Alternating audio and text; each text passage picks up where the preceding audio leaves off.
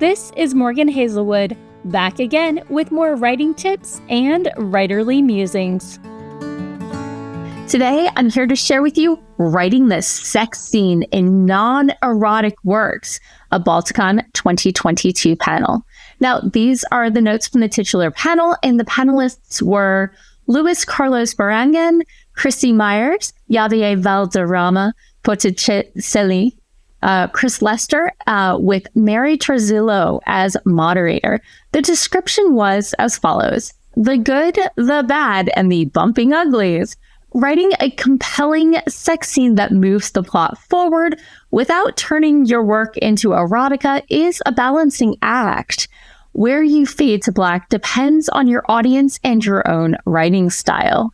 Let's talk about the words and phrases used to describe alien or human sex organs and how to depict the act in your writing. Now, sex scenes can run the gamut from fade to black as soon as they reach for a kiss to explicit move-by-move erotica. But when you're writing a story that's not erotica, deciding where to draw that line can be a challenge. In most societies, sex is defined as either divine or profane, or situationally both, and religions often seek to define how and when it should occur. Because sex is power, so religions can't ignore it. It's often a near competitor. How many nations have risen and fallen due to religion? How many have risen and fallen due to love or lust? So let's start off with why you might want to include sex scenes in your book. Well, sex can be fun. It can be interesting. It is a thing that many people do. You can include it for love or lust. You can use it just to demonstrate a part of life, or you can use it to demonstrate the intimacy level between characters. You can show emotional walls breaking down or going up, and you can demonstrate a couple reconnecting or disconnecting. So, how do you decide if or when to fade to black? Well, for those of you unfamiliar with the euphemism, fade to black refers to how in movies and TV shows where they show a couple literally reaching for each other, and then the screen literally fades to black and you pick up the next morning or whenever. And the sex is implied but not shown.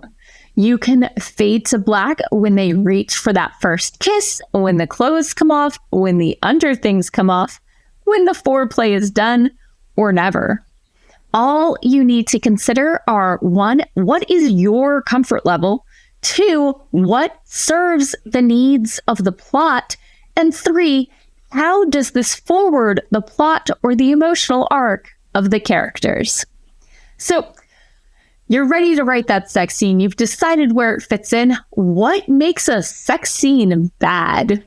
Well, in English especially, using terms that read oddly, like textbook anatomy terms or absurd, medicalized, or obscene euphemisms, using metaphors that take some parsing to sort out what's happening, or otherwise just distract from the scene.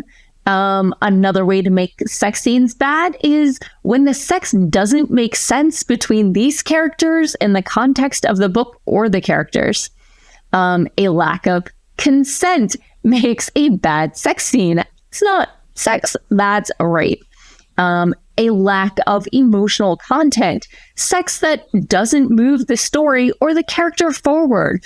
I've read some romance books where I skipped the sex scene because it doesn't matter to the plot, and the author got repetitive after the third book.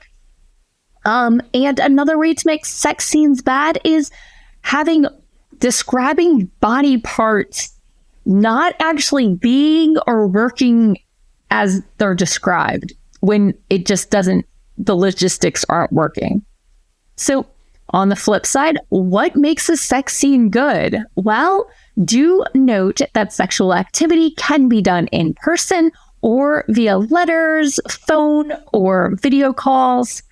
And the primary takeaways are to build the tension, and you don't even need to get explicit, and to focus on the emotional and sensual reactions rather than the physical logistics. So the panelists talked about some of the unique sex scenes and motivations they saw in books. And I didn't get the titles for these, but a few of the ones they described were: one had a main character who absorbed an incubus's powers, becoming a succubus. Besides their internal struggle of wanting to return to their human existence or embracing their new status, they also ended up with two partners of different sexes, and there is a scene in which they have sex with partner A, who has, with consent, shapeshifted into the form of partner B, who isn't there.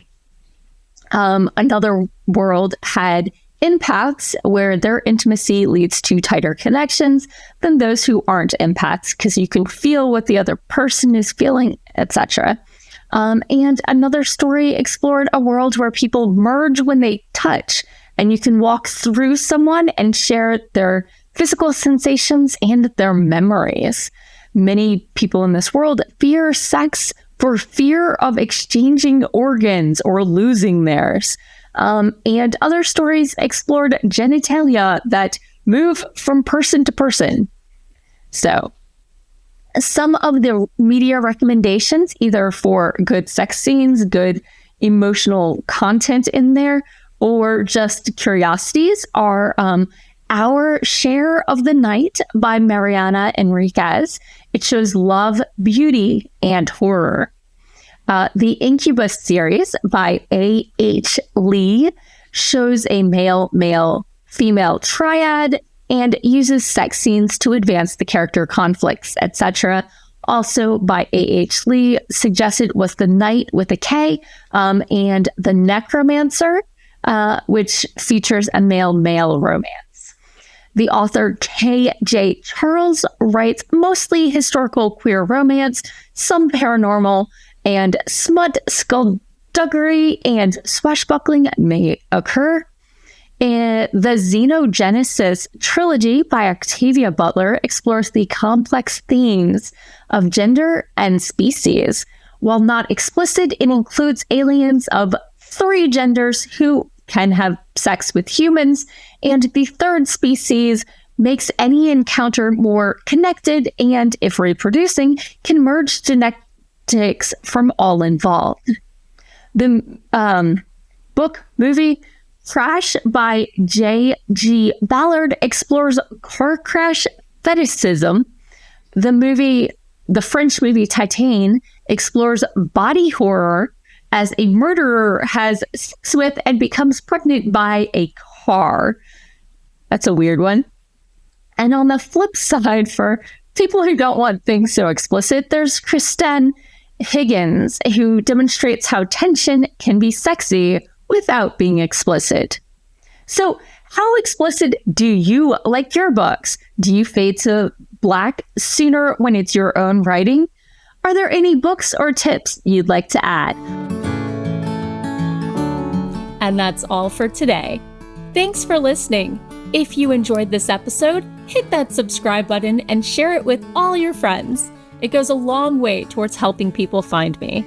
And I'll be back again next Monday with more writing tips and writerly musings. Bye-bye.